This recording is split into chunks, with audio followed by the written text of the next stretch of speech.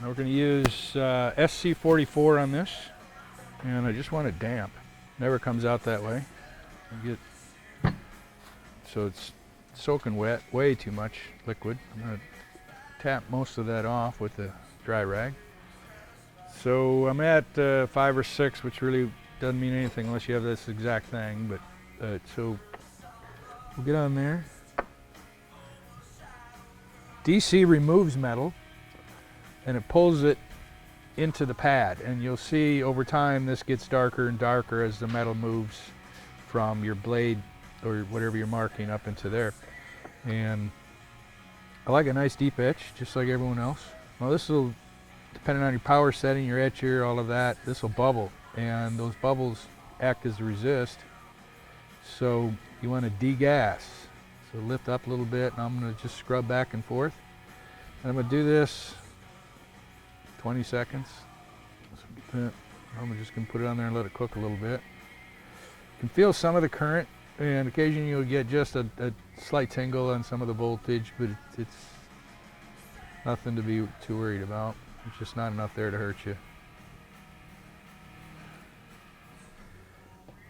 All right, now here's a deadly sin, but I'm going to take a peek. And I've got this position. That's one of the reasons I positioned it this way, so I can peel back and see how my mark's coming. Really deep, feel it.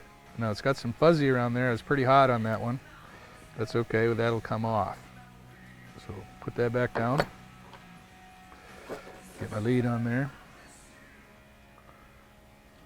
Now I'm going to switch to AC, and what AC does is alternating current. It's going to cycle it back and forth, and it's going to pull metal off on one cycle and deposit it back when that current changes direction and goes back and forth, and what you end up with is really black, crappy, kind of dirty, nasty steel, and that's what gets deposited in, and that's what makes your black mark. You don't need to spend as much time necessarily on this black side of it. Now you can get too much juice in there, too much, and you'll fog all that up, but we're going to grind that away with just a quick touch on the disc grinder and make it nice and crisp and flat. So I can feel that current going back and forth. It just vibrates just slightly. I'm just scrubbing that a little bit, and that'll be enough.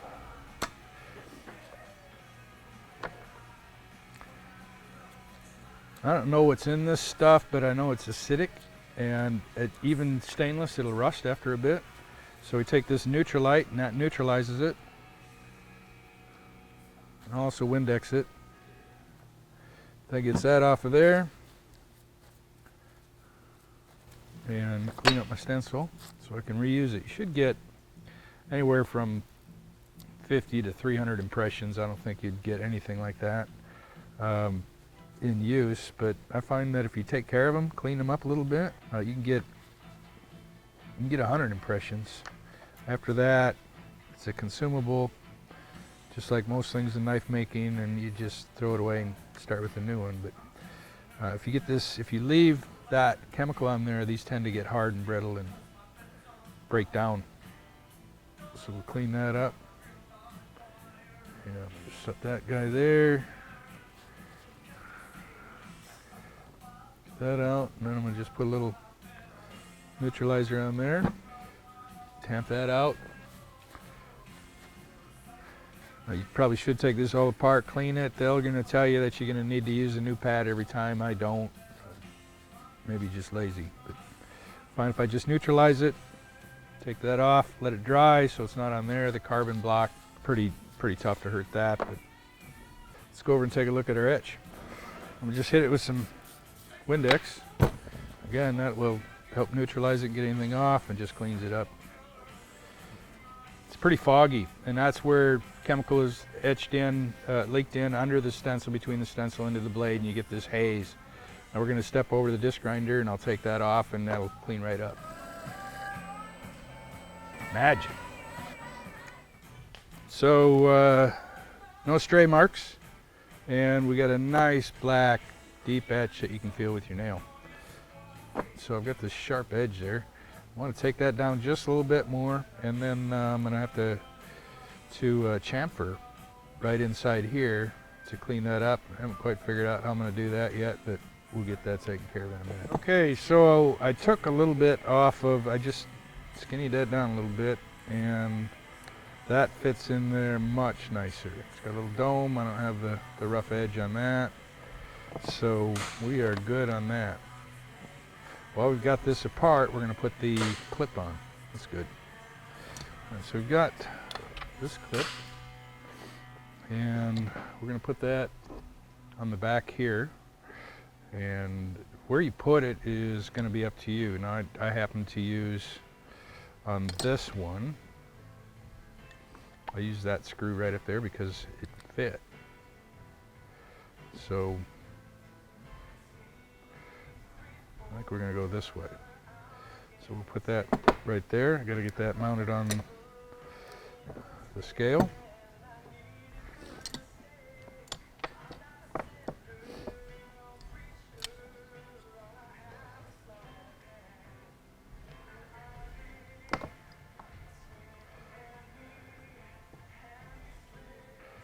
So we're going to put the clip on for tip up carry, which is probably 3 out of 4 folders are tip up. It's a personal choice.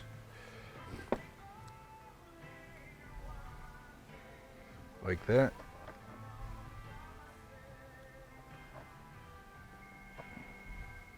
Okay, got our marks. So 48 first, and then followed by 43 just on the scale part.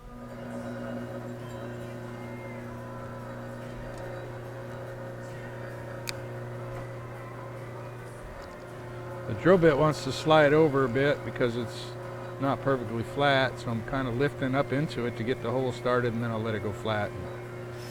There's a lot of room on these clips, so you should be okay.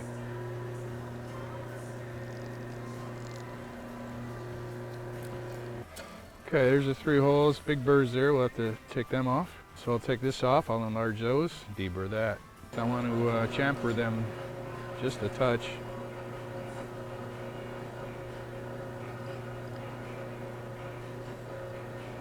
Doesn't take much.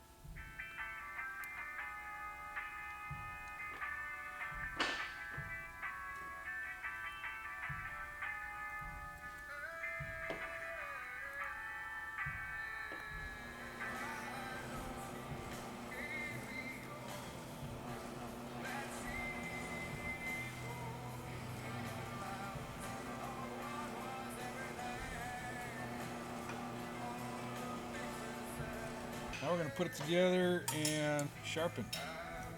Not use the washers because we're just sharpening. After we sharpen it, we'll take it all apart, get all the dust out from sharpening, clean everything up, oil it, and final assembly.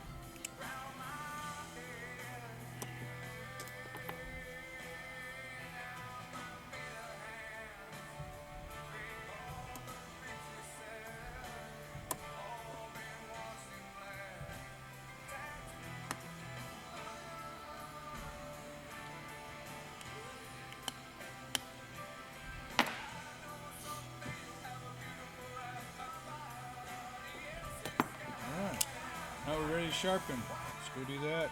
All right, we got this. We're going to sharpen edge up. And this is M390, so I went to a Zerk. Don't want to generate a lot of heat. It's a fairly fresh, sharp Zerk on here. Could use a ceramic. It's just what I had in the rack. So we'll put a burr on this with a 120 and get most of the edge shaped the way I want it. And I'll make sure and raise the burr. Then we'll switch over to Norax. And this is probably going to seem silly to a bunch of guys. It seems silly to me, but that's how I do it. I start with a 100x, 65, 45, and then 16, and then a 5x. Now you could probably skip some of these. Every time I skip, I end up with a dull spot on the blade, so this is just how I do it. Absolutely, you can go from a 120 to something else if you get the right edge. But I want a nice mirror edge. I want a nice convex edge all the way on there. So I'm gonna keep the speed down. I don't want to generate a lot of heat. As I go through and grind, I'm gonna check the burr and I'm gonna check the heat. If I feel it's getting a bit too warm, I'm gonna dip it in water. But I definitely want to keep that edge cool.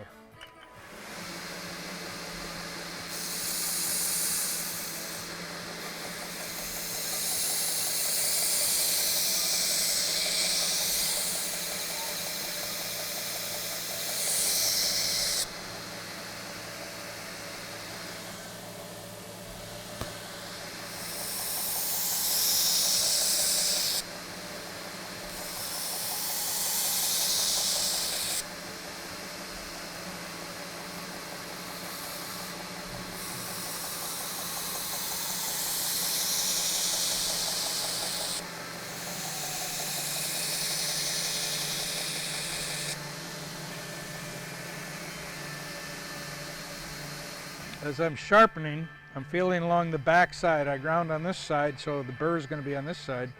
And I'm feeling that it's consistent all the way across. It's a little weak right there. So I want to touch it again. It's a little weak right in here. Now that tip I left thick, so that's going to look a little bit different. And I'll bring that to a point there. And honestly, I want to keep that tip thick because it's a long point and I want some strength back there. But another pass or two. I'm going to keep this fairly thin, this grind line, the sharpening, and then I'll come back with the Norex and I'll widen that up a little bit and polish up the 120 grit out of there.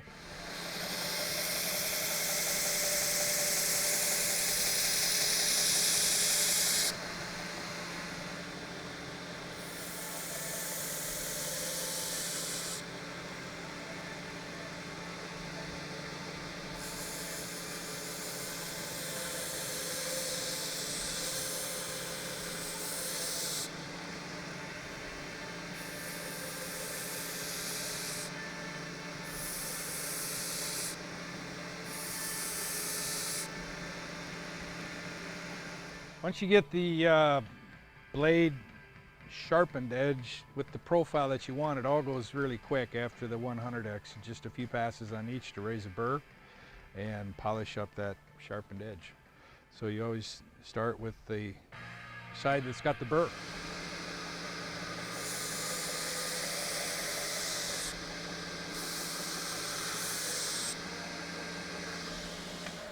Now as I was doing, I was working up here where there's more blade tension, and that's where I was taking off metal.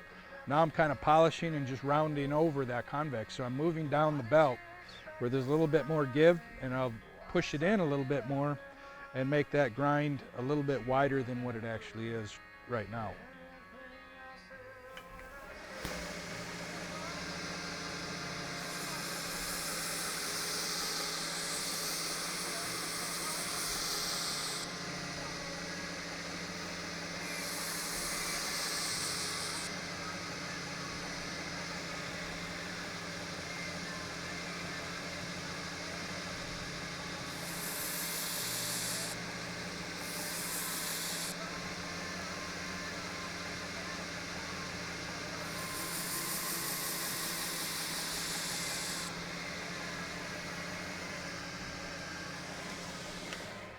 That was a 65. Now as you get down into the finer grits on these, this is a 45, and that's going to be 600-700, something like that, in typical grit.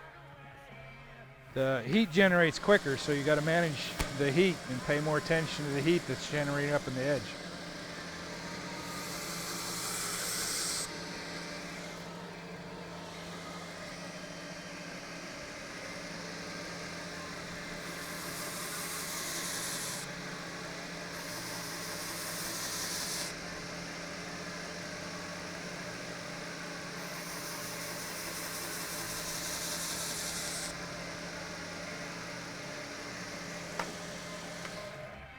Now the burr gets progressively smaller, and this M390 doesn't shred out like some steels. Different steels, you get a longer, wispier burr.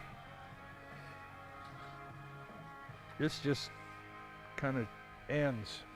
So I'm going to just take it to a, this is a 5X, so this is going to be 1300 grit, and it's just going to polish everything and put the final edge on, then we'll go strop it.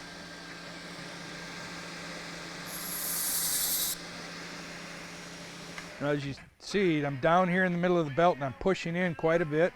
I want that belt to contact the edge, and I want it to round over this so I get a nice cutting edge and take out any shiny spots, flat spots, that kind of stuff, and give it a nice polished look.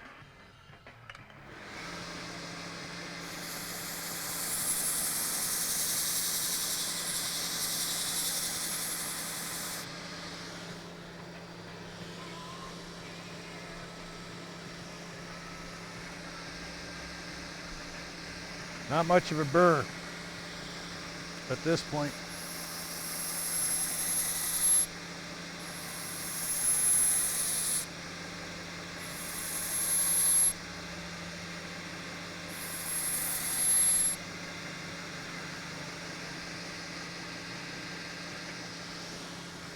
All right. This is just a piece of leather, and it's got some lapping compound, very fine, whatever very fine grit is. And just put this, now there's still a wire edge somewhere in there, and we want to wipe that wire edge off so it doesn't fold over and have a dull spot. So I'm going to drag that, and I'm going to change the angle as I drag it across, and give it several swipes, low, high. The idea is if there is a wire edge on there left, you're breaking that off and you're giving a final hone to that edge.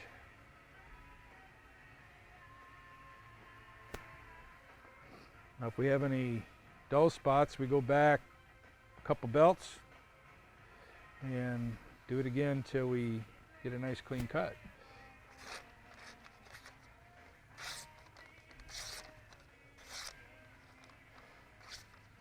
We don't seem to be dragging anywhere. It's always the first few cuts gets fussy. There it goes. Sharp. Okay. Now we'll take it apart, get it all cleaned up. Final assembly.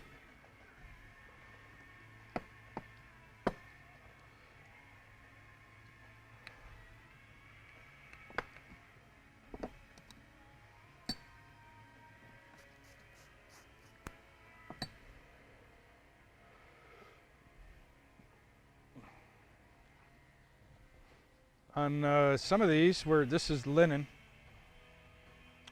this was buffed up, and I would apply wax all the way around, brie wax, carnauba wax, furniture wax, any kind of paste wax, and apply it all over the blade, all over the handle, all over the hardware. Get that cleaned up. It helps resist fingerprints, and gives it a nice luster. But we've got this raw, rough canvas, and I want to leave it that way, so I'm not going to buff it. I'm not going to put any wax on it, and we'll just leave the blade the way it is.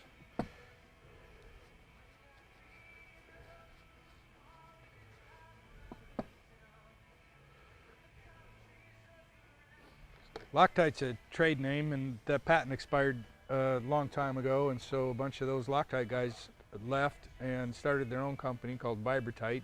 Loctite works just fine. This is Vibratite. Red is permanent, blue is medium, that you can redo again. I use either one. It depends on what I'm doing. This time I'm going to just use some blue.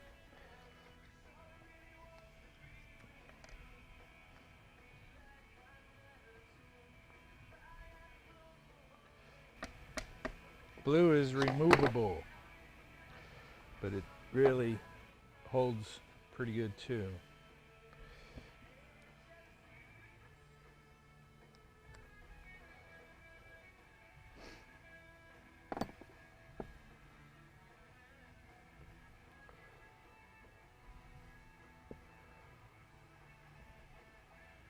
This is nano oil. It's supposed to be special. I like it. I use it mainly because it's got this cool little dispenser. Get a little on the pivot itself, on the barrel, and then just enough to set the washer on.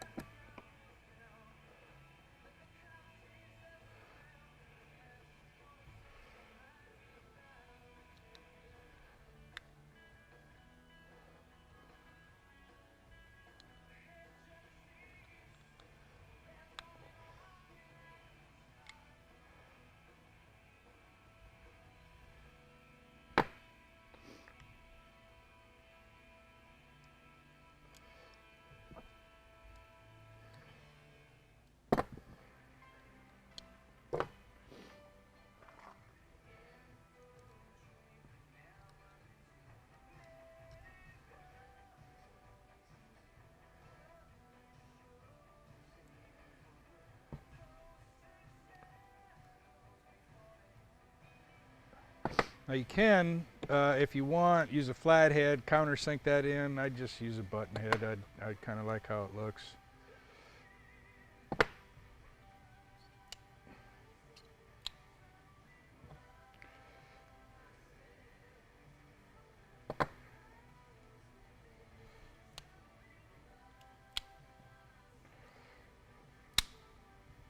This is absurdly tight, but I'm going to leave it tight for a bit.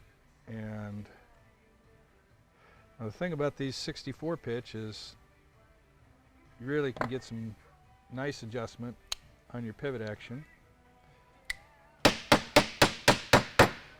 it's not going to work too hard for you. That oil will get worked around in there.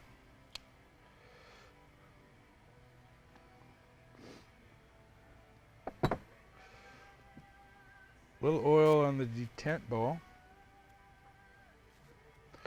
really makes a difference.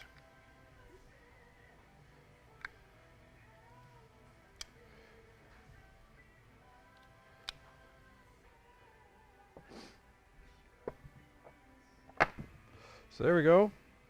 Got it all set up. Done deal. Big old honker. Got just a little bit of cosmetics left on there, but we'll leave that for later. A few marks, but now I feel a sharp mark right in there. I can feel that sharp, but the edges are all relieved, so I'm going to come back. I'll round this over a little bit and get rid of that sharp mark, and got a couple Sharpie marks on there.